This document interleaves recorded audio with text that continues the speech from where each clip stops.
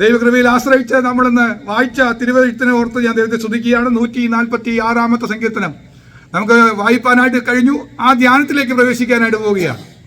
തുടർന്നുള്ള 4 സങ്കീർത്തനങ്ങളും ശ്രേഷ്ഠമേറിയ സങ്കീർത്തനങ്ങളായിട്ട് നമുക്ക് പറയാനായിട്ട് കഴിയും.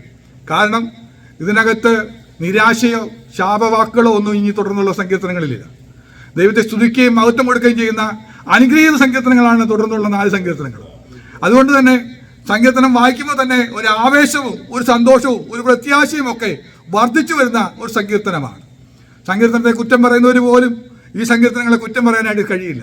കാരണം ദൈവത്തിൽ ആശ്രയിച്ച് ദൈവികമായ ശക്തിയും അനുഗ്രഹങ്ങളും പ്രാപിച്ച ദൈവഭക്തന്റെ വായിൽ നിന്ന് വരുന്ന സ്തുതിഗീതങ്ങളാണ് ഈ പാട്ട് എന്ന് നമുക്ക് മനസ്സിലാക്കാനായിട്ട് കഴിയും. അപ്പൊ സ്തുതിക്കുക എന്ന ചിന്ത പറഞ്ഞു കഴിഞ്ഞാൽ നമ്മൾ പാട്ടൊക്കെ പാടുകയും നമുക്ക് നന്നായി അറിയുന്ന ഒരു കാര്യമുണ്ട്.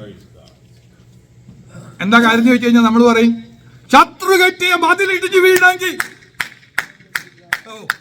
നമ്മൾ പറയുന്നതല്ലേ, ശത്രു കെട്ടിയ മതിലിടിച്ച് വീണെങ്കിൽ എരിഹോ മതിൽ വീണത് എങ്ങനെയാ? ആത്മ വിളിച്ച ദൈവത്തെ സ്തുതിച്ചപ്പോഴാണ്. അല്ലേ? അതല്ലേ നമ്മൾ പഠിച്ചു വെച്ചേക്കണേ. ഇന്ന് ചിന്ത ഞാൻ മാറ്റാൻ പോവാ. എന്താ ചിന്ത മാറ്റണമെന്ന് അറിയും? എന്തുകൊണ്ടാണ് എരിഹോ മതിൽ വീണതെന്ന് നമ്മൾ ചിന്തിച്ചിട്ടുണ്ടോ? ഞാൻ അത്ഭുതത്തോടെ ചിന്തിച്ചിട്ടുണ്ട്. 13 പ്രാവശ്യം എരിഹോ മതിലിന് ചുറ്റും വരെ നടന്നു.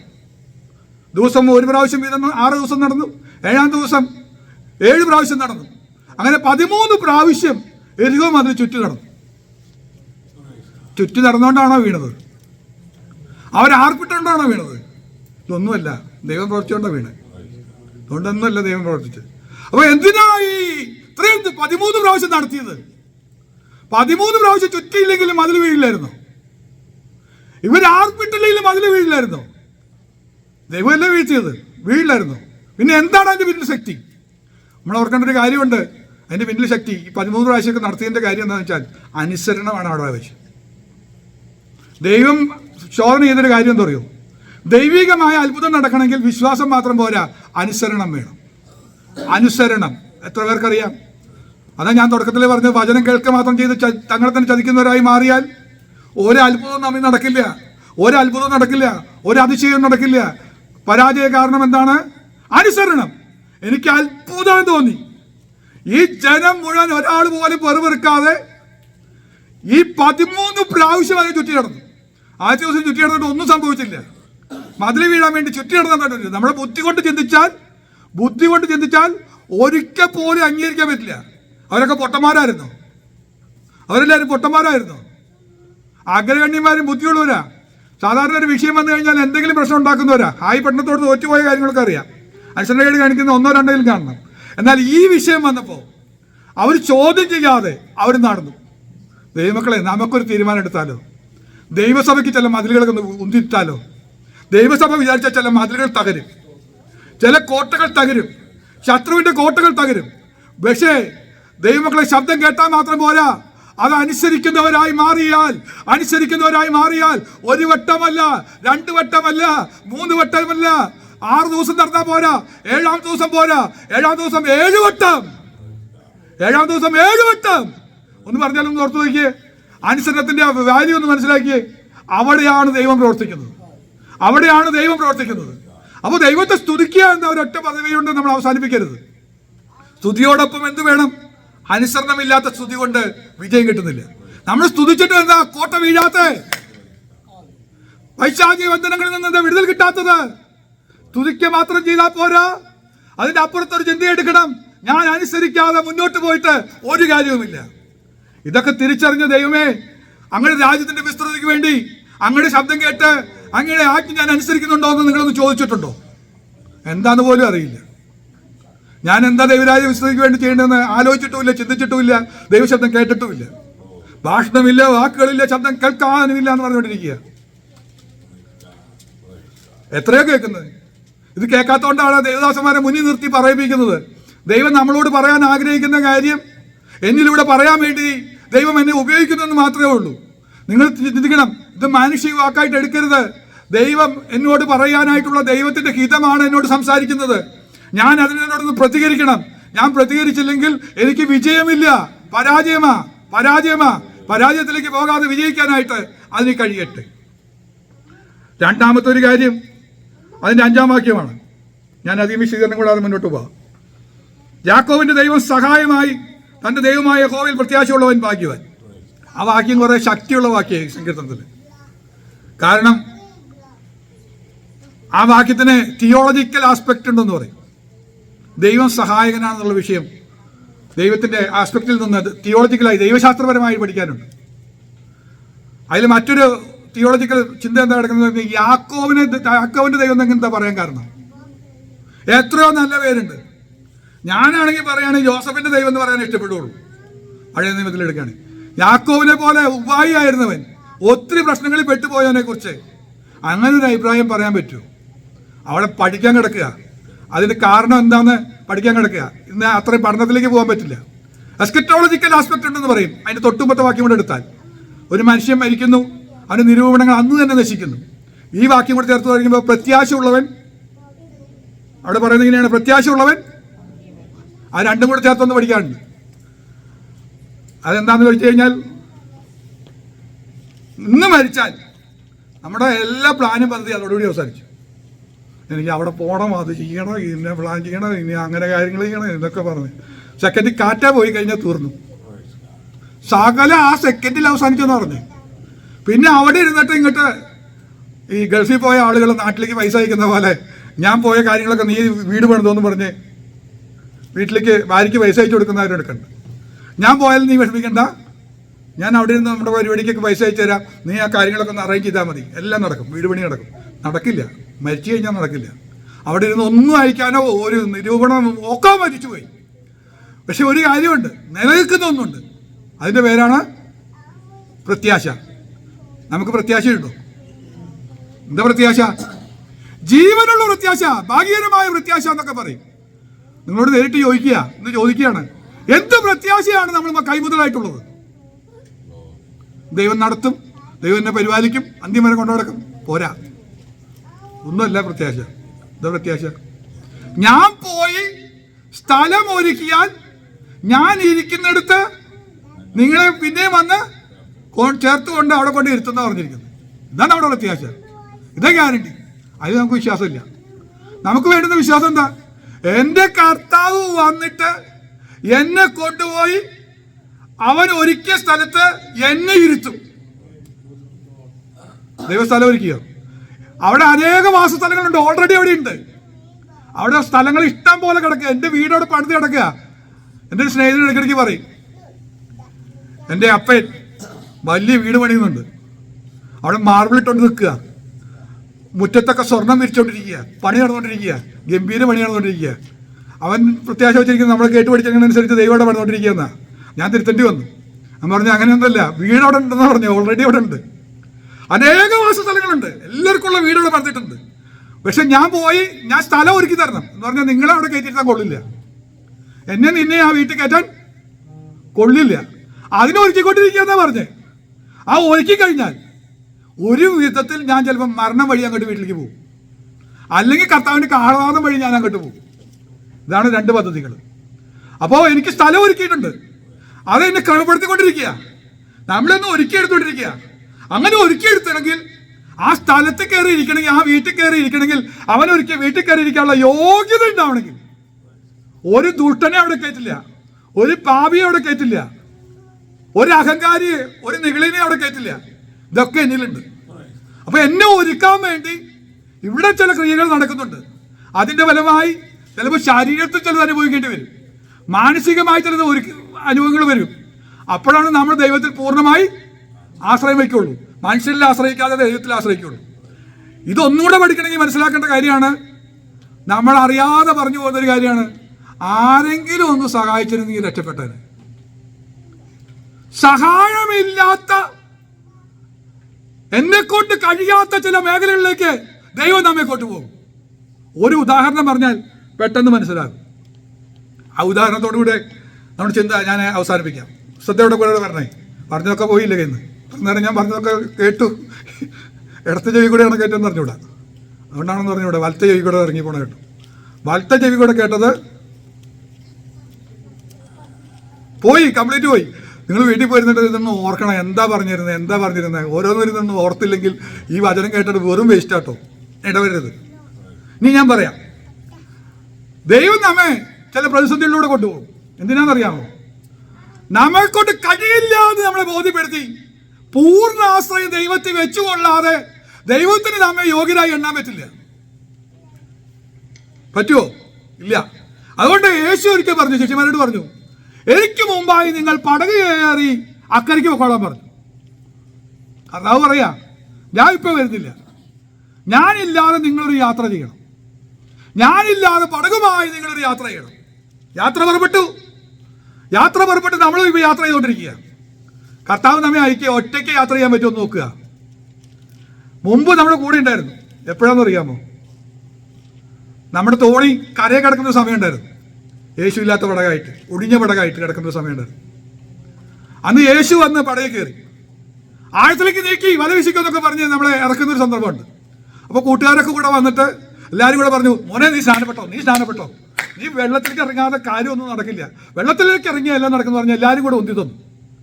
അങ്ങനെ ഉന്തി തന്നു. നമ്മളോ പടയിൽ കയറി. അങ്ങനെയല്ലേ പടകിലേക്ക് ഇറക്കുന്നത്? വഞ്ചി ഇറക്കുന്നത് കണ്ടിട്ടില്ലേ നിങ്ങൾ? മണലിൽ നിന്ന് ഉന്തി എല്ലാവരും കൂടെ ഉന്തി വെള്ളത്തിലേക്ക് കൊണ്ടുപോയി. വെള്ളത്തിലൊരു ലെവലാവുമ്പോൾ എന്ത് ചെയ്യും? നമ്മളെ ഉന്തി ഒരു തള്ളി അങ്ങ് വിട്ടിട്ട് എന്ത് ചെയ്യും? അവർ തിരിച്ചു പോകും.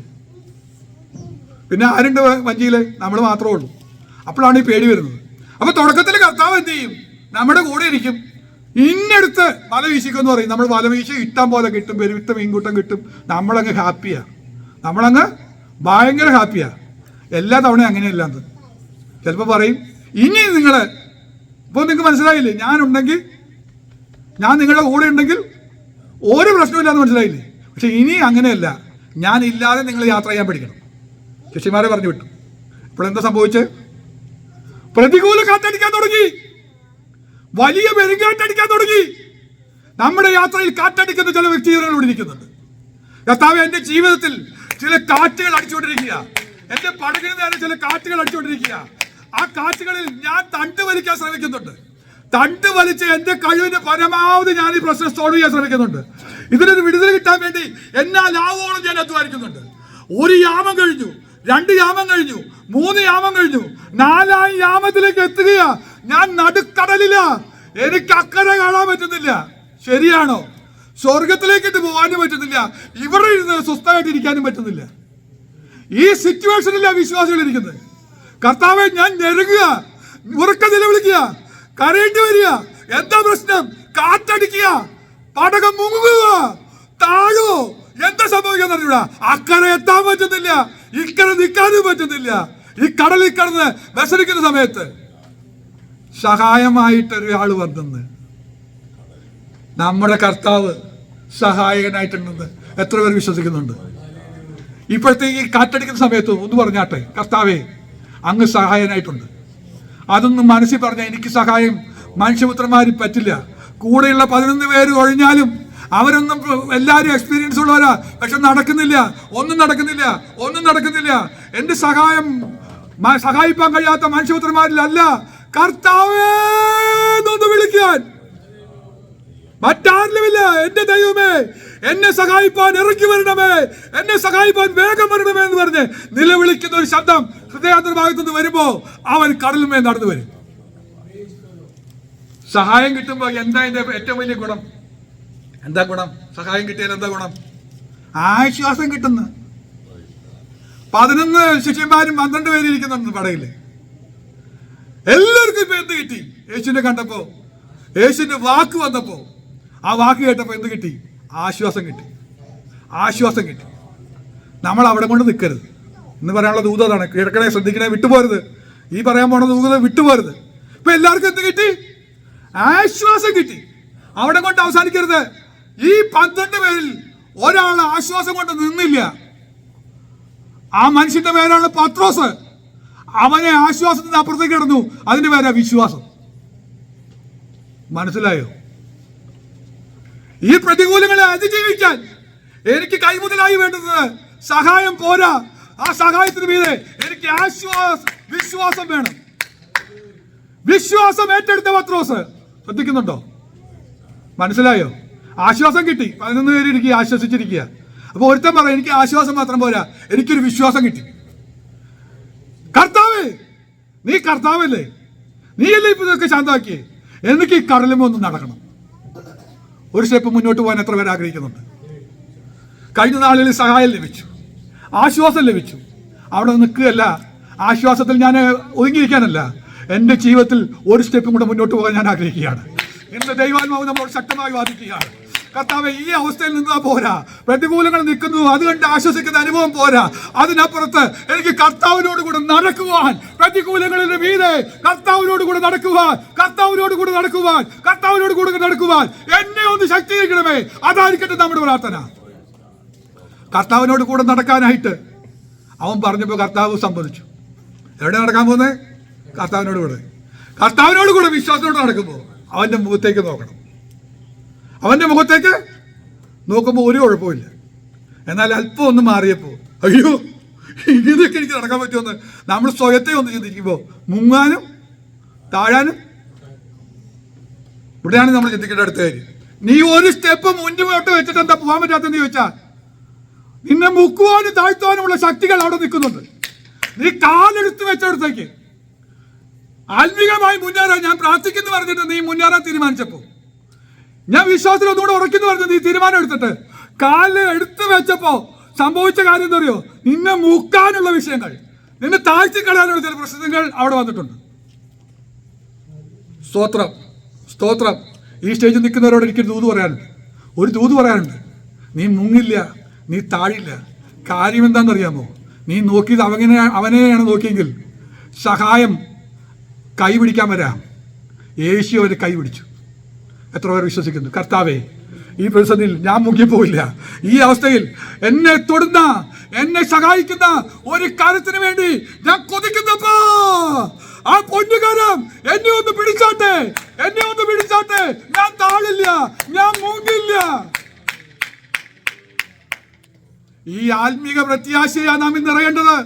ഈ ആത്മീക ചിന്ത നമ്മൾ നിറയുന്നുവെങ്കിൽ നമുക്ക് പറയാൻ കഴിയും, ഇങ്ങനെയുള്ള പ്രത്യാശയുള്ളവൻ ഭാഗ്യവാൻ. എന്ത് പ്രത്യാശയാ? കർത്താവ് എൻ്റെ സഹായകനായിട്ട് അവൻ വരും. ആ വരുന്ന സമയത്ത് എനിക്ക് ആശ്വാസം കിട്ടും. ആശ്വാസം കിട്ടിയാൽ ഞാൻ അവിടെ കൊണ്ട് അവസാനിക്കില്ല, ഞാൻ ഇനിയും ഒരു സ്റ്റെപ്പ് മുന്നോട്ട് വയ്ക്കും. എൻ്റെ കാലെ ഫോർവേഡായിട്ട് മുന്നോട്ട് ഞാൻ പോകും. ആത്മീകമായിട്ട് ഞാൻ മുന്നോട്ട് പോകും. നമ്മൾ പോകുന്നില്ല, നമ്മളിപ്പോൾ ഇരിക്കുകയാണ്. പത്രോസിനെ പോലെ ഞാൻ മുന്നോട്ട് പോയാൽ ലോകത്തിലെ മറ്റെല്ലാവരെക്കാളും വ്യത്യസ്തനാക്കി നിന്നെ മാനിക്കുവാൻ എൻ്റെ ദൈവം വിശ്വസ്തനാ. ഒന്നും കൂടെ പറയാം, ഈ ഭൂമിയിൽ വന്നിട്ട് കടലുമ്മ നടന്ന് രണ്ടേ പേരുള്ളൂ. ഒന്ന് അത്യുന്നതനായ ദൈവപുത്രനായ യേശു ക്രിസ്തുവാണെങ്കിൽ, മറ്റൊരാളുണ്ടെങ്കിൽ അത് പത്രോസാ. അതിനു മുമ്പോ അതിനു പിൻപോ ഒരാളും കടലിന് മീതെ നടന്നിട്ടില്ല. എന്ന് പറഞ്ഞാൽ ഒന്നുകൂടെ മനസ്സിലാക്കോ, വിശ്വാസത്തിന്റെ സ്റ്റെപ്പ് എടുത്തു വെച്ച് അവനെ നോക്കിയിട്ട് അവന്റെ കരുത്തിൽ പിടിക്കപ്പെട്ടവനായി നാം മുന്നോട്ട് പോവുകയാണെങ്കിൽ ലോകത്തിലെ എല്ലാവരിലും വ്യത്യസ്തനായി നിന്റെ ദൈവം അഭിഷേകം ചെയ്ത് ഉപയോഗിക്കാൻ പോകുക. ദൈവസഭയിൽ ചിലരെ മാറ്റാൻ പോകുക. കൂടിയിരിക്കുന്നവരിൽ നിന്ന്, ഈ 12 പേരിൽ നിന്ന് ചില 12ന്റെ ഗണത്തിൽ നിന്ന് ഒരാൾ മാറാൻ പോകുക. ഒരാൾ വിശ്വാസത്തിന്റെ ഒരു സ്റ്റെപ്പിലേക്ക് കയറാൻ പോകുക. ആശ്വാസം പോലെ കർത്താവേ, എനിക്ക് വിശ്വാസം വേണമെന്ന് പറഞ്ഞ് ഒരടി മുന്നോട്ട് വയ്ക്കുവാൻ വാക്കുകൾ നിർത്തട്ടെ. വിശ്വസിച്ച് ജീവരക്ഷ ഒന്ന് പ്രാപിക്കട്ടെ. വിശ്വാസത്തിന്റെ പാതയിലേക്ക് നമ്മളൊന്ന് കാലെടുത്ത് വെച്ച് നമ്മൾ മുന്നോട്ട് പോകുമ്പോൾ അവൻ കരം പിടിച്ച് പടകിലേക്ക് നമ്മെ തിരിച്ചു കയറ്റും. അവര് പടകിൽ കയറിയ ഉടനെ അവർ അക്കരെ എത്തി. മനസ്സിലായോ? ഇതാണ് നമ്മുടെ പ്രത്യാശ.